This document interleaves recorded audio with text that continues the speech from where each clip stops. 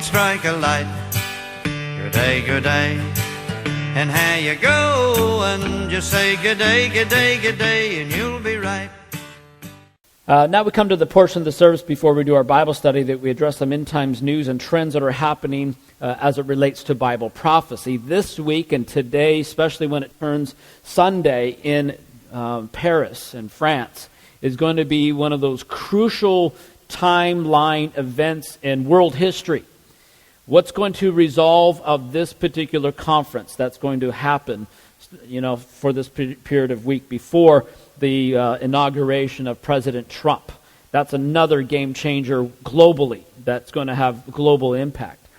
But this summit, the goal will be to declare a two-state solution. Peace and safety is what they're trying to do. And it's not going to be that. It's going to be anything but that. The Palestinians do not want peace. They want to destroy Israel.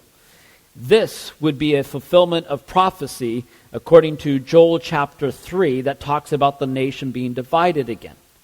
And we're starting to see the world against Israel. Again, their isolated country. And especially under President Obama, who's been backstabbing Israel since he's been in office. And you see, this was his agenda before he left office to try to push this agenda. Again, even just before Christmas, there was that other betrayal that happened at the UN with this resolution. This is going to push that agenda even further. And again, the draft participants affirmed that a negotiated solution with two states, Israel and Palestine, which, by the way, are not going to be at this meeting. You have 70 other nations that are going to be there to decide their fate and what it is. And of course, the world wants to see a Palestinian and Israel two-state solution. But in this particular article that came out of the Times of Israel that talked about Israel and Palestine living side by side in peace and security. And in 1 Thessalonians chapter 5, it says, be careful when they say peace and security, then sudden destruction happens. And we're going to see that taking place. And any time, and you can see and mark out, any time, say for example, and there's books written on this, that the U.S. has gone against, or other nations gone against Israel, there's been calamity and disaster. And it comes back to Genesis chapter 12, which talks about, I will bless those who bless you, and I'll curse those who curse you. And every single time a country, a nation goes against Israel, you see disasters happening. It may not be immediately, but you see the ripple effect. So this is one of those last-minute decisions that President Obama is pulling the strings to try to create this process, before he leaves office, to create as much confusion, disaster in the wake, so that way President Trump is not going to be a smooth transition as they're hoping for. So, but we're starting to see just major stuff developing within this, and the strong pushback even on the embassy, how they're wanting to move the U.S. Embassy to Jerusalem. Jerusalem, according to Zechariah 12, is going to be that cup of trembling, the cup of drunkenness. And this is one of those focal points around the world that we're going to see major problems develop as well. Also concerning Israel, because they did an airstrike over Syria on one of their air bases there, and there was a report that a high-ranking official was killed, but no confirmation on that particular report. But this base was one of those strategic places for Assad, And as you look at Ezekiel 38 and 39, you see Syria will be one of those key places where Russia and the whole Magog and Gog will come in to invade Israel. So these are just stepping stones, starting to see Bible prophecy coming to pass. So it's one piece at a time, getting closer and closer to that happening. And so there's what the regime of Assad is saying, the threat of repercussions against Israel over the flagrant strikes. And of course, there's other reports talking about because of the U.S. trying to put the embassy in Jerusalem, there's going to be other repercussions on that decision as well.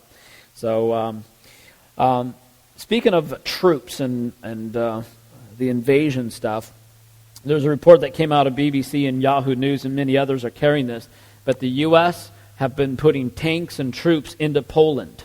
My nephew is there now. And again, years ago, he was stationed in Afghanistan, but I just saw the other night that now he is stationed in Poland with the other military personnel that are now arriving in Poland because of the whole situations developing with Russia. So it's going to be interesting how this all plays out as well, but we're starting to see more development throughout the world, and as Jesus says, there will be wars and rumors of wars. This is one of those rumors of wars, the potential threats that are happening there.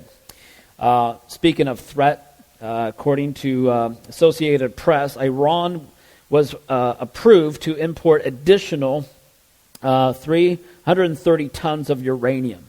And basically what has happened with this whole nuclear deal is it's giving them all the financing that they need to develop more terrorism, to develop more weapons of mass destruction.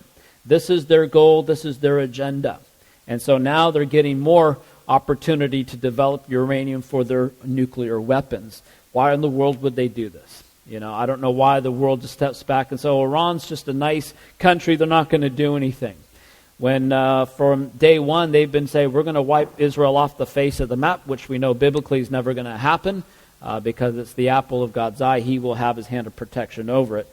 But again, Iran is the number one terrorist country in the world. They finance Hezbollah, they finance Hamas, the PLO, and other organizations like that.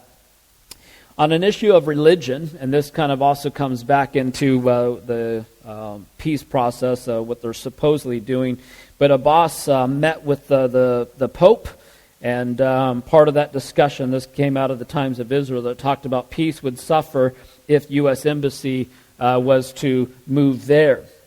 And so they're trying to move they did put the Palestinian Embassy in the Vatican as well, so closer ties to them.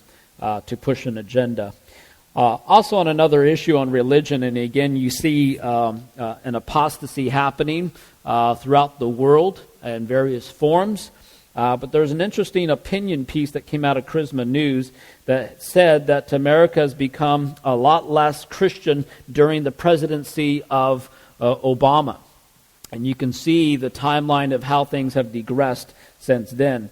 Back in 2006, when President Obama came into office, he famously said, we are no longer a Christian nation.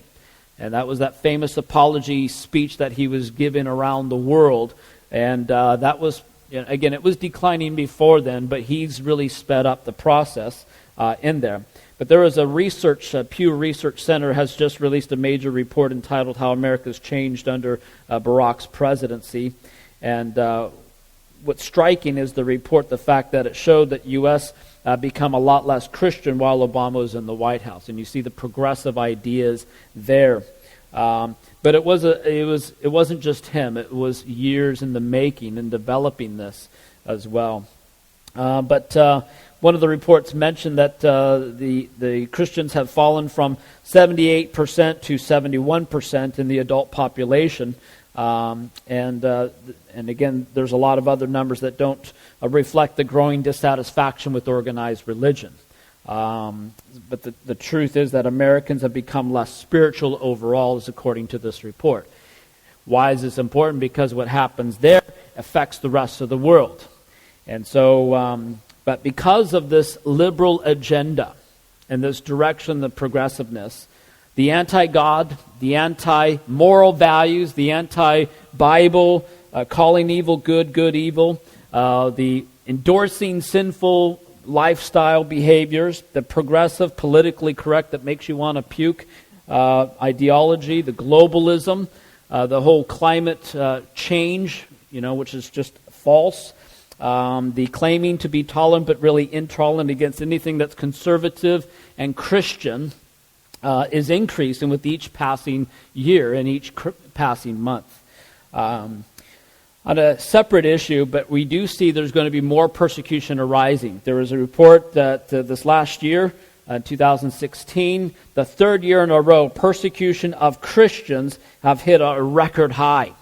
And we're just going to see the beginning of more of this happening. This came out of Christian Headline News, this particular report, that talked about Open Doors, which is a phenomenal ministry that does a lot of work in these persecution countries, but it just recently released it. But the annual list examines the pressures faced by Christians in 5 spheres. So this is how they kind of discern how the ranking goes. Private, family, community, national, and also the church, plus levels of religious motivated by violence in order to rank the top 50 countries where Christians face the most persecution. The Open Doors defined persecution as any hostility experienced as a result of identification with Christ. So that's kind of the general way. The report in Christianity Today listed several trends in regard to the study. Approximately 250 million Christians experiences high and very high and extreme persecution. North Korea, again, is remains the most dangerous place for Christians to be, and that's been up there for 14 straight years. So the worst country in the world when it concerns persecution of Christians, it's North Korea. The Islamic extremism remains a global dominant driver of persecution as well. But again, the top 10 nations, again, North Korea, Somalia, Afghanistan, Pakistan, which was further down the list, but now they've made a huge jump up to number 4. Sudan, Syria, Iraq, Iran, Yemen, and Eritrea. So those are the top countries of persecution. Again, the list goes on. But the persecution will be rising up in these last days to silence the Christian. The last big thing just to pay attention to is see the development of this week, but also what's going to potentially could happen on January 20th on Friday or our Saturday time with the inauguration of President Trump. Time will tell, see how things develop, but there's a lot of threats that are happening, a lot of potential terrorist attack are planning this particular event, not to mention the liberal Democrats that want to create martial law to try to stop this from happening. And there could even be a potential war that breaks out even before then. So there's a lot of things in place in the direction here. And but there is such a need for revival, not only here in Australia, but around the world, a healing of the nation, an outpouring of the Holy Spirit, salvation of lost souls, where people need to be born again. And we need to continue to be praying for the nation of Israel, for Benjamin Netanyahu and his cabinet members and the people of Israel. And may we always be serving the Lord and keeping our eyes on Him, and may we be ready for His return. Amen?